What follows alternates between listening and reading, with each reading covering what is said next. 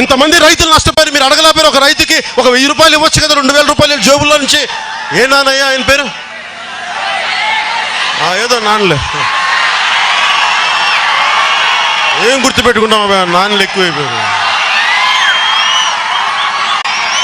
పోనీ ఆయన ఇచ్చారో 1000 రూపాయలు అడగండి, ఇచ్చారో 1000 రూపాయలు రైతుకి. మరి ఏం మాట్లాడతారు వాళ్ళు? అందుకని దయచేసి మీరేం భయపడకండి. ఇది ప్రజాస్వామ్యం, మనకి హక్కు ఉంది. మనకి న్యాయం జరిగినప్పుడు మనకి గళం ఇప్పే హక్కు ఉంది మనకి. భయపడద్దు మీరు. నేను భయపడను, నేను అందుకే రోడ్ల మీదకి ఉన్నా. ఓడిపోయినా రోడ్ల మీద ఉన్నా, ఓడిపోయినా మీకోసం వచ్చాం, నిలబడతాం మేము. భయపడితే పనులు అవ్వవు. నోరేసుకొని బూతులు తిట్టా భయపడి ఇళ్లలో కూర్చుంటావా?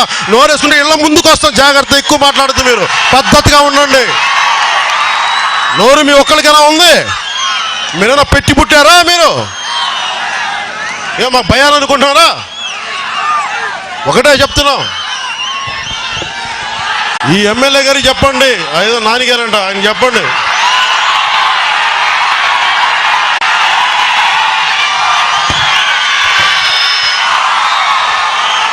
ఆయన చెప్పండి, మీ సీఎం సాబ్కి చెడుతలు కొట్టించాలి, పని చూడవా వెళ్ళి రైతులకి పని చేయ. పవన్ కళ్యాణ్ తిడితే మా మంత్రి పదవి పదిలంగా ఉంటుంది అని కూడా తిట్టండి, నాకేముంది, సంతోషం ఏముంది. కానీ న్యాయం చేయండి, రైతులకు అండగా నిలబడండి. పవన్ కళ్యాణ్ తిట్టండి, పోనీ వచ్చిన మంత్రి పదవి రైతులకి ఏదైనా చేయండి.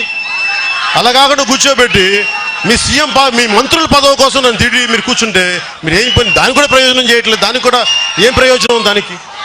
అందుకని ఒకటే చెప్దాం, వాళ్ళు పద్ధతిగా ఉంటారా? ఉన్నారు. 35,000 రూపాయలు ఇచ్చారా లేదా? వచ్చే అసెంబ్లీ సమావేశాల్లోపు, లేదా అసెంబ్లీ ముట్టడి ఖాయం. ఇదే మీకు తెలియజేసుకున్నాం. మమ్మల్ని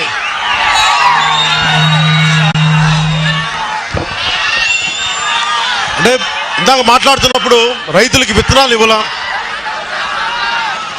ఇన్పుట్ సబ్సిడీలు ఇవ్వలేదు, వాళ్ళ కనీసం అవసరాలకి, వ్యవసాయ అవసరాలకి వచ్చే పంట వేసుకోవడానికి వచ్చే ఖర్చులు ఇవ్వలేదు ఇప్పుడు దాకా. అలాగే నివర్ తుఫాన్ వల్ల నష్టపోయింది ఒక వరి రైతే కాదు, మినుములు వేసిన వాళ్ళు నష్టపోయారు, పత్తి వేసిన వాళ్ళు నష్టపోయారు, పచ్చిమిర్చి వేసిన వాళ్ళు నష్టపోయారు. అలాగే తీర ప్రాంతం అంతా ముఖ్యంగా మత్స్య కార్మికులు నష్టపోయారు. ఈ రోజున మత్స్య కార్మికుల కోసం మేము అండగా ఉంటాం. మత్స్య కార్మికులకి మీరు ఏ విధంగా అండగా నిలబడతారో ఒకసారి వైసీపీ ప్రభుత్వం ఇక్కడున్న స్థానిక ఉన్న నాని అనే ఒక ఎమ్మెల్యే గారు కూడా నిర్ణయించుకోవాలి.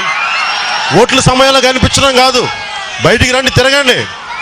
ప్రజలు ఎలా ఉన్నారు, ఏ క్షేమం, ఏం చేస్తున్నారు మాట్లాడితే పొద్దున మైకులు పెట్టి పవన్ కళ్యాణ్ తిట్టడం కాదు, అండగా నిలబడండి. నన్ను రోడ్ల మీద తిట్టేస్తే మీరు దానికి కాదు, మీరు నిలబడండి, అండగా ఉండండి వాళ్ళకి. ఇదే పద్ధతిగా మీరు 35,000 రూపాయలు ఇస్తే మంచిది, లేదంటే మటుకు ఈ పర్యవసానానికి భవిష్యత్తు పరిస్థితులకి మీరే బాధ్యులు అవుతారు. మేము మట్టుకు మీరు 35,000 రూపాయలు ఇవ్వకపోతే మీ అసెంబ్లీ ముట్టడి ఖాయం, దానికి సంసిద్ధంగా ఉండండి.